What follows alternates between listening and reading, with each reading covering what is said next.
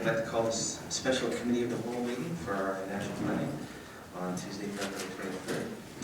We've got a very simple agenda today. We're going to start with public input on our financial plan. And if you'd like to make any comments, you can come up to the microphone and give us your name and address. And limit your comments to 5 minutes. That would be most appreciated. Following that, we will then see the presentation of our operating budgets, followed by a capital review, resource requests, and Parks and Recs proposed fee and changes scheduled for 2016 and 2017. And then lastly, the committee will deliberate on budget items as they see fit. So with that, I'd like to invite members of the public up to the microphone to comment on the budget. If members of the public wish to speak, please come forward.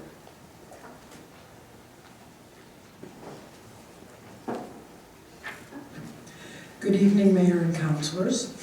My topic, obviously, is municipal property taxes in Saanich over the past 13 years. I'm not just concerned that the current budget increase well exceeds the cost of living. I see... Can I interrupt you just briefly? Certainly. For your name and address? Oh, I'm sorry, I'm so used to doing this. I can't believe I forgot. You can say it yourself. Karen Harper, 3430 Bon Air Place. Thank you. So I'm concerned not just about this year, where the cost of living significantly is smaller than the increases being asked for in the current budget, but I've looked at the data since 2002, and there is a real disconnect between property tax increases and the cost of living increases. And I do have a handout that I can pass which has all the data on it for people to have subsequently.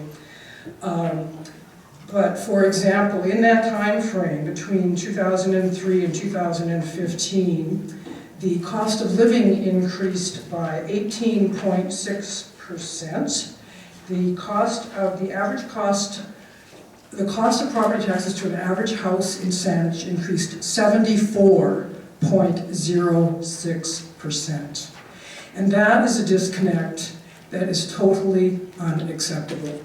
And I speak as someone who was in charge of major budgets at the Pension Corporation, where we had to deal with millions of dollars of budgets for the 5 pension boards. And I know it is possible, despite what the basket of goods is in the CPI, to bring in budgets that do meet the CPI.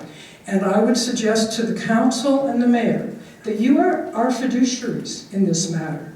And it is your job to try to manage the budget so that it's in a way to make it affordable for people to live in Saanich. I know that each of you have stated that you think Saanich needs to be affordable.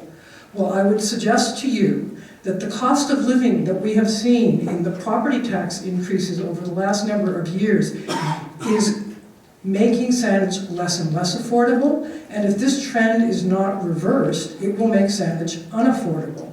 Indeed, I have a friend who just emailed me to say her accountant, who doesn't even live in the Lower Island, after looking at the same kind of data that I've just been referencing, has advised them to sell their home and move out of the Lower Island because they can see that by the time retirement comes along, they will not be able to remain in the Lower Island because it is so unaffordable.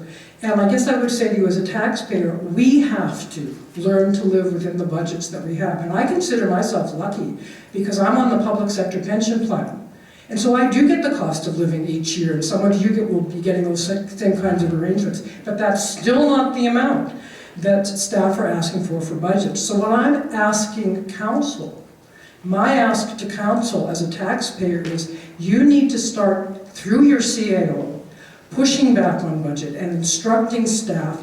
And it's probably too late to do much for this year. First of all, the process needs to start much earlier next year so that you can, in fact, start looking at effective ways to deal with budgetary matters. For example, when I'm looking at things, I see that there are staff increases being suggested. Fine, find some place else to reduce the staff. I'm not saying that there should be no staff increases in some departments, but in my experience, you can always find a place to do an offsetting cut without it causing any serious problems. So my ask to you is, as council, start pushing back through the CAO, ask for the budgets to come in at the cost of living, and I would suggest that one of the things you would want to consider doing is to start looking at 2 or 3 departments every year and have those departments go to a zero-based budgeting process. That's one of the things we did at the Pension Corporation. It's very effective. It makes you look long and hard at what you're doing. Are you doing it in the most efficient ways possible?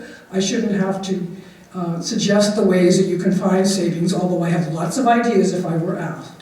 So really, I'm just here as a taxpayer to say, what you have as a budget in front of you isn't acceptable to a Saanich taxpayer. It's just not. And the answer of, well, we have a different basket of goods, that's not good enough either. We all have to live within a basket of goods, so should Saanich. Thank you.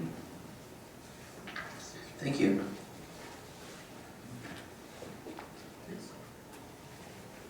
Are there any of the members of the public that wish to speak? Please come forward.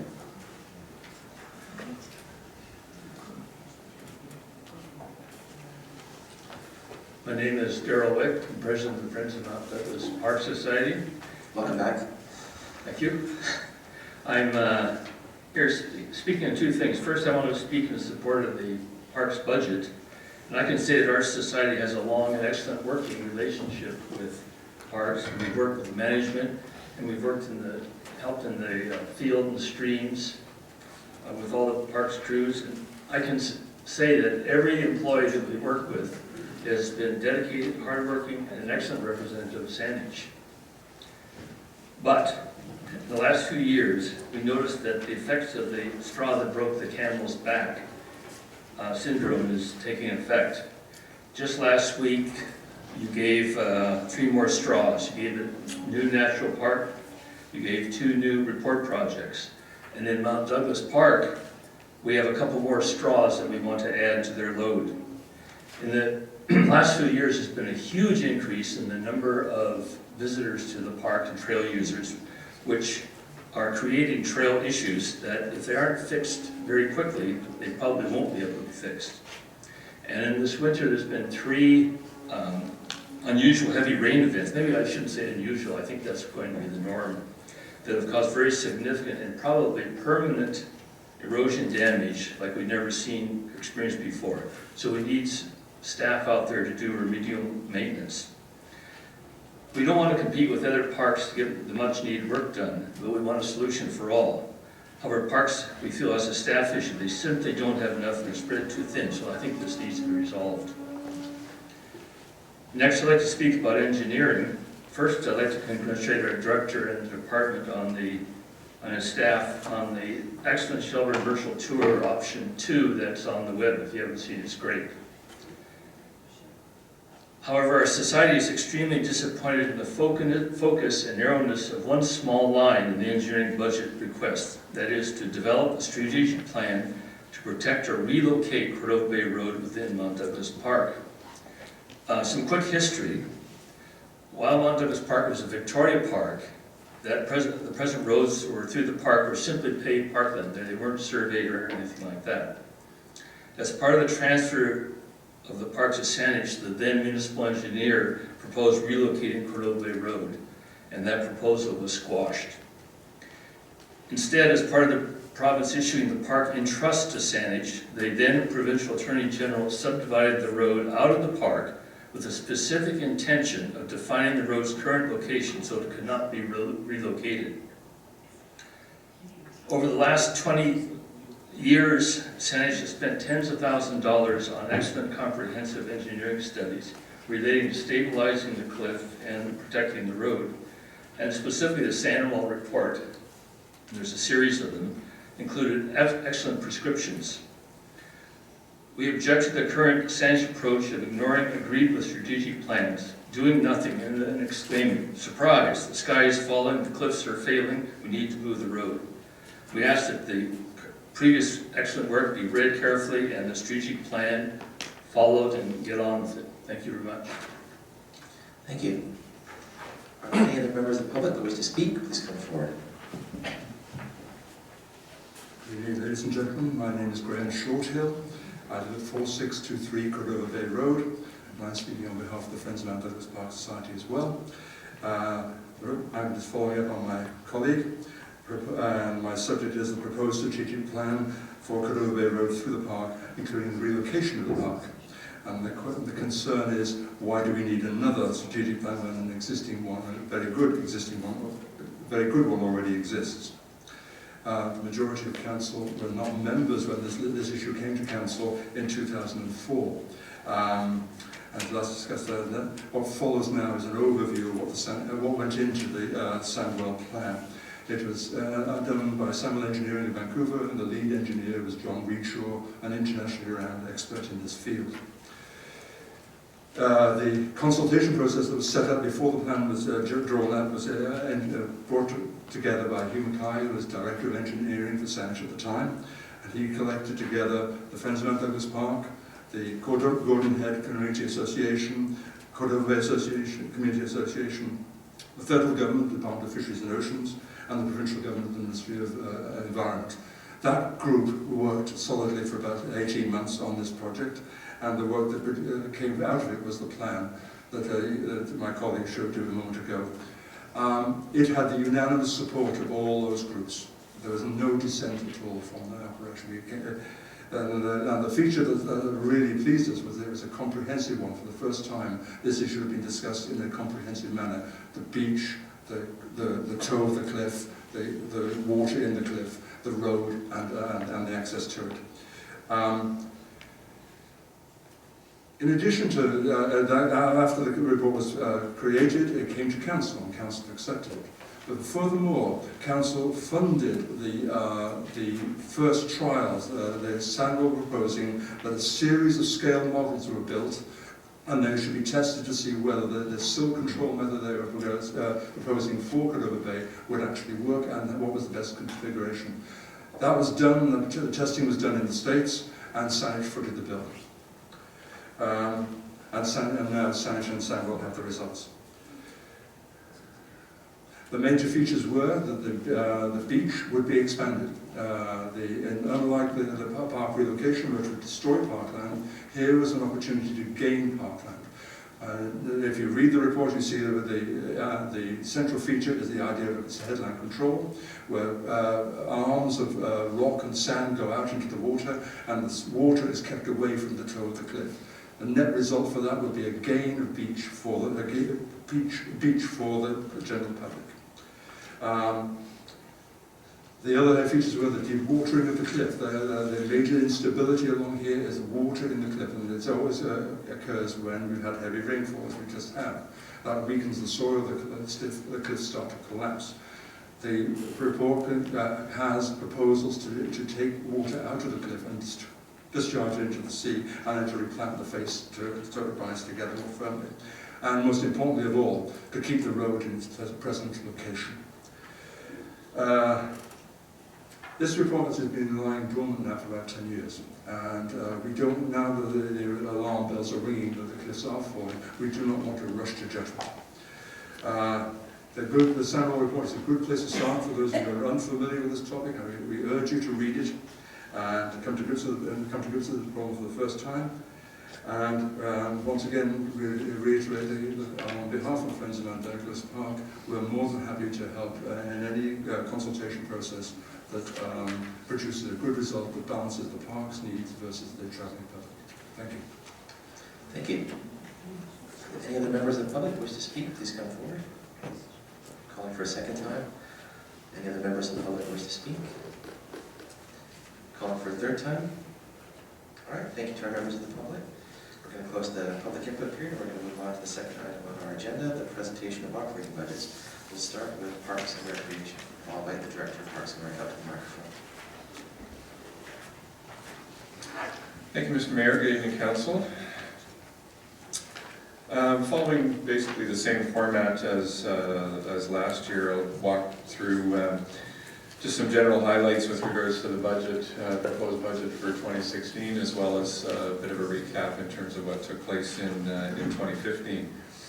Parks and Rec provides a wide variety of facilities and services through its two divisions. There's over 800 hectares of parkland that are managed by the planning, design, construction and maintenance, and the urban forestry, horticulture, and natural areas sections. The recreation division is responsible for the 4 recreation centers, the golf course, and the community services section. And through those, if I close the cover on this, does that shut it off? Or is that? Just trying to slide that away a little bit. This is not part of my show right now. So. And so through the recreation division, we in 2015 we generated just over 795,000 visits through admissions and pass sales, and close to 55,000 registered or confirmed registrations for programs. We're identifying a 2.4% overall increase for 2016 for Parks and Recreation, and that's based on $27 million in expenditures and $12 million in revenues. The increase generally stems from contracted wage arrangements and increments, small resource requests in the parks and community services areas, and there's an increase that we received from School District 63 in relation to the operating agreement we have with them for the community space at Royal Middle School. The changes in the FTEs that are identified on pages 16 results from 1.79 increases, 1.79 FTE increases in the recreation side. That's a combination of increases in auxiliary hours to support programming that's going on. We converted a full-time position at the Gordon Head Recreation Center into 2 regular part-time positions, and that was a small increase as a result of that. We received approvals for the youth development strategy, and along with that came some support in terms of staffing to allow for additional services to youth. Excuse me. And then also we are looking at some additional labor with regards to facility maintenance across the 4 areas. In the park side, we are seeing the reflection of the additional park planner position that was approved last year, and so we're into the first full year of that. We did a organization on the operational side, a reorganization on the operational side, and that resulted in a small increase as well. And then there's some auxiliary hour increases at the golf course to support the peak season food and beverage services. Mark Boysen outlined on February 2nd that we've seen a decrease in the carbon footprint numbers across the department, primarily in the recreation centers. That's the result of some significant upgrades to the ice plant at Perks, conversion to LED lighting for the interior of Saanich Commonwealth Place. We anticipate that through cooperation with the sustainability section and engineering through their FACOPS folks, that this reduction trend will continue. As Mark mentioned, we're looking at changing some of the heating situation at Gordon Head over to a heat pump, getting rid of that boiler, and then we'll continue the LED conversion at Saanich Commonwealth Place, but this time we'll go underwater. The lighting for the underwater lights is the original equipment, so we're switching that out this year. And then 2 electric vehicles that will be used in parks and getting rid of traditional gas vehicles. There isn't really any difference in terms of challenges that we are looking at in this year compared to 2015. We're not really changing operations significantly. We have ongoing demands on the ground for invasive species control, and so we'll be looking at that. We'll be trying to maintain the cost recovery situation within the department, primarily on the recreation side, without creating barriers to participation. And we'll continue at the golf course to work towards sustainability in what still continues to be a challenging market for that operation. In 2015, a couple of highlights I'd like to touch on. Certainly one of the major ones was the adoption of the Cuthbert Homes Management Plan, and that allows us to enter into starting some work on that in 2016, so we'll be embarking on phase 1 there. We installed new playgrounds with the involvement of the neighborhoods at both Broddock and Emily Carr parks. The youth development strategy was adopted, and again, that allows for some of the initial implementation in 2016. And at the golf course, we introduced a complementary activity there. We introduced foot golf in mid-October, a combination of soccer and golf, and up to the end of the year, that brought us about 450 new folks who wouldn't have otherwise visited the site, and so we certainly hope that continues and those numbers lift a little bit as the weather gets a little bit better. Key focus areas in 2016. A number of the priorities are listed on page 57, but some of the highlights would be ongoing implementation of the invasive species program strategy, and we'll be looking at completing protocols for inventory mapping and monitoring of priority invasive species. Same sort of effort with the urban forest strategy, and we'll be looking this year at completing a comprehensive tree planting program. So there's a bit of a roadmap in terms of how to move ahead with that. The older adult strategy has started. The work on that has started. The consultant has been brought on board, and we'll be working through 2016 on that piece of work and bringing it forward to council in the early part of 2017. And based on the approvals and directions from last week's meeting, we'll be initiating the management plan for Harold Woods, as well as the scope plan, looking at what kind of planning process we should undertake at Cedar Hill Park.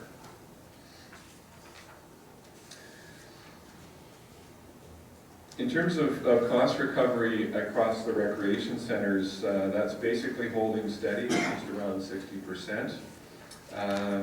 Some of the budget changes in the recreation centers, they range from 5% to an increase of 5% to an actual decrease of 1.2% at Perks. Some of the examples of the changes include revenue forecasts that we're trying to be much more concise in terms of those forecasts. They're always, it's certainly not a definitive number, but we're trying to tie those much more closely to what we've seen in previous years. And in some areas that results in a bit of a reduction. The negotiated wage lifts that I mentioned initially, there's some savings we're starting to recognize as a result of some of the efficiency work that's been taking place in a number of the buildings. And we're also seeing a wrap-up of some debt payments for one of the facilities, and combined those are leading us into the increase that we're looking at for this year. Certainly, one of the things that we've been successful with, and I think has helped with the quality of the program that we do, is the partnerships that we have across the district with other organizations, and we see that continuing. And that would certainly be with groups such as the Intercultural Association, Saanich Neighborhood Place, Seniors Agencies, Island Health, school districts, primarily 61 and 63, friends of groups. We have a variety of local sport organizations that we work with, the community associations, and obviously the other regional parks and recreation departments. And in terms of partnerships, one of the big successes has been the Pulling Together program in the park side. We will continue to provide support to that. In 2015, there were 44 locations that benefited from the work of these volunteers. We have roughly 140 regular folks who show up. They put in over 13,000 hours last year, which is the equivalent of about 13 full-time positions. So lots of support from those folks, and we want to continue that relationship. To wrap up, at the golf course, the overall operations, when we include debt, capital, and overhead, will continue, and they continue to show a net cost. Having said that, we are looking at roughly a 70% recovery rate at the golf course.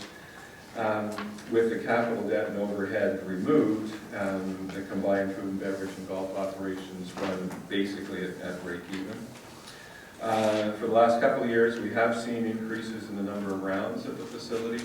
Last year, we were up about 1,047 rounds, and that was both an increase in green fee play and in the number of rounds that the pass holders took advantage of. We'll certainly continue marketing that operation, both from the food and beverage perspective and the golf course operation, and hopefully see some benefit from the modest increases that were approved by council in November in terms of the fees and charges that we're looking at for the golf course in 2016.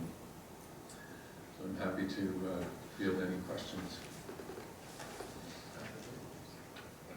Councillor Dermott, and then Councillor Brown.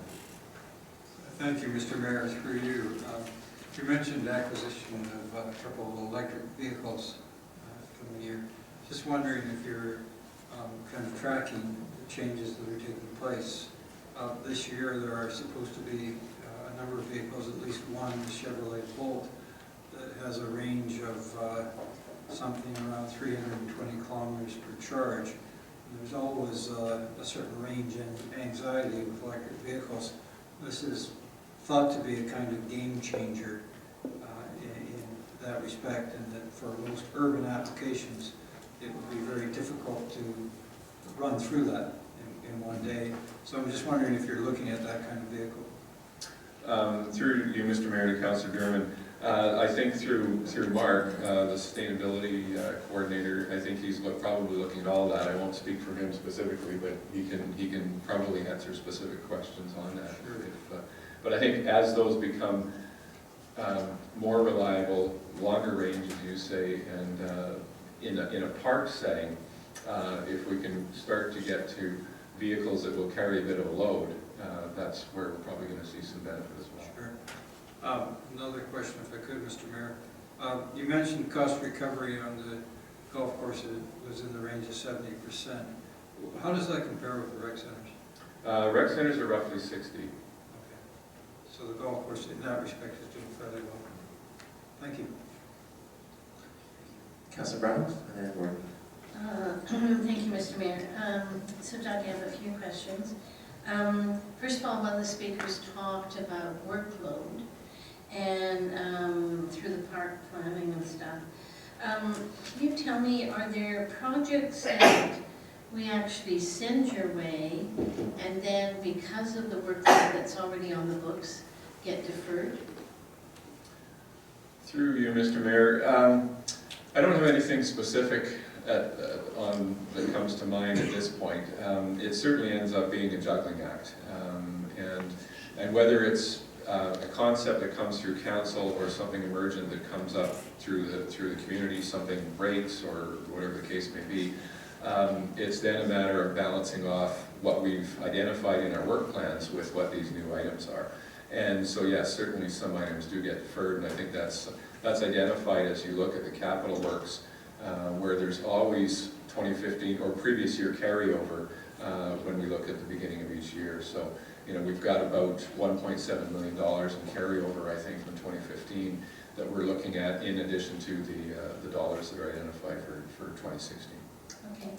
And when I go through looking at your various budgets, divisions, Cedar Hill Community Rec Center, the actual budget for revenue from 2015 was 1.197 million, but you actually, it was 1.39, so there was an increase in revenue than what we budgeted for. So can you tell me what caused that extra revenue? And that's for Cedar Hill Rec Center and golf course. So is it just the extra rounds from the golf course? Because I get a little concerned when it talks about programming and reception that it's a decrease in rental revenue. So you have an increase in revenue for this division, this area.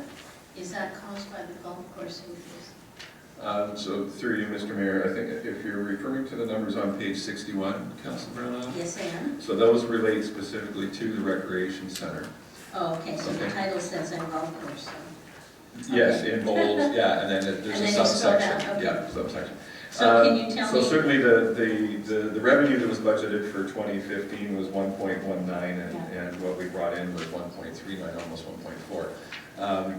I think that historically, we have budgeted revenue extremely conservatively. okay, Because sometimes, you know, we hit the sweet spot in terms of the programs and services that are offered and the number of rentals that come in, and other times we miss it a little bit. And that's where, you know, we're trying to get to a point where we've got that marked a little bit more closely.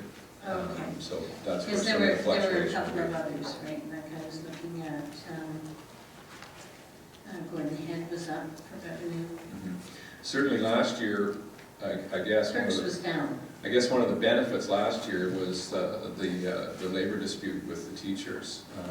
And so we ran quite a number of additional camp-type programs, and they were very, very well received. So there was some significant revenue that we saw last year that we probably wouldn't see this year.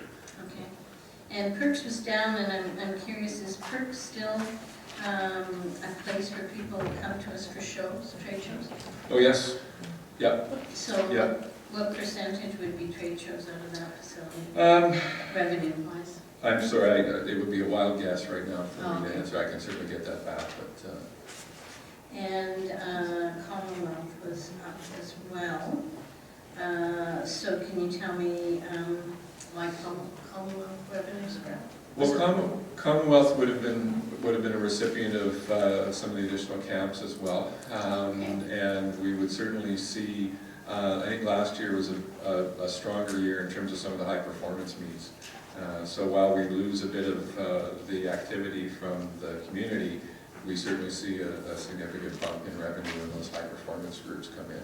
And we had some discussions about some of the negative impacts of them too with regards to parking. So my understanding is there is also another high-performance competition coming to, at least there's some negotiation happening. I can't remember what it is to come to Commonwealth, but it's a big high-performance. Through